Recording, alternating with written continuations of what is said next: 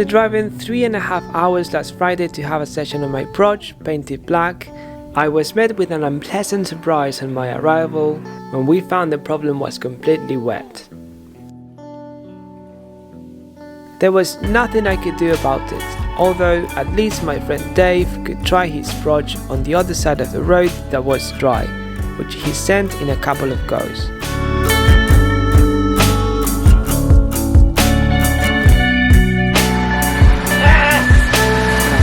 As there wasn't much we could do there and it had started raining, we decided to drive to Raven Tor, where we had never been before. By the time we got there, it had stopped raining, but still the weather seemed a bit unpredictable.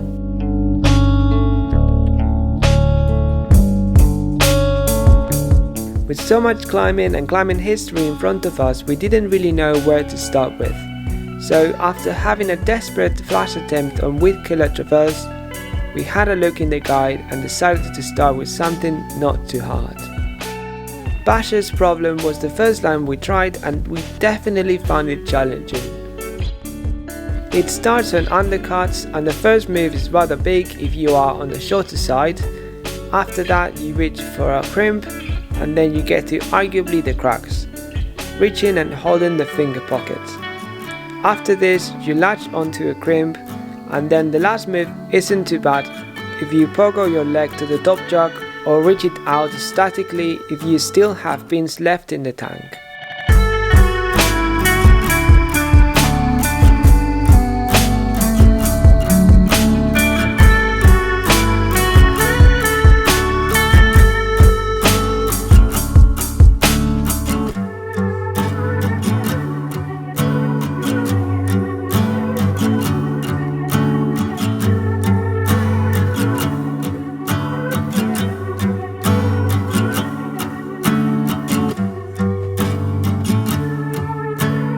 Moving on, as we had this massive sea of mats, I tried Weedkiller Traverse again, a classic 3-star V8 problem in Raven Tor. It has quite a lot of moves, a cracks a bit in the middle, and it finishes on a separate V4 problem. For full disclosure, I should say that I read that a hole broke earlier this year, making the start easier. In any case, I loved the problem and it definitely tested my power endurance. I dropped the last move on my second attempt after bashing my knee halfway through. After this, I rested for about 20 minutes before the last go.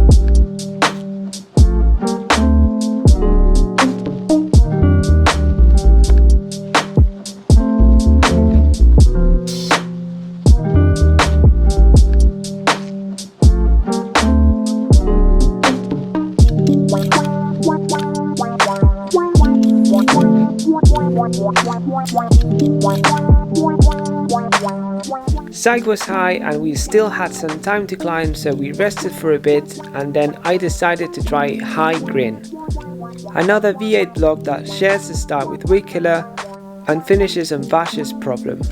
It took me a few attempts and a fall just to know what I was meant to do. It looked like going into the pocket was again the crux of the problem for me. After a few tries, I rested for another 20 minutes, got myself together and went for the last try.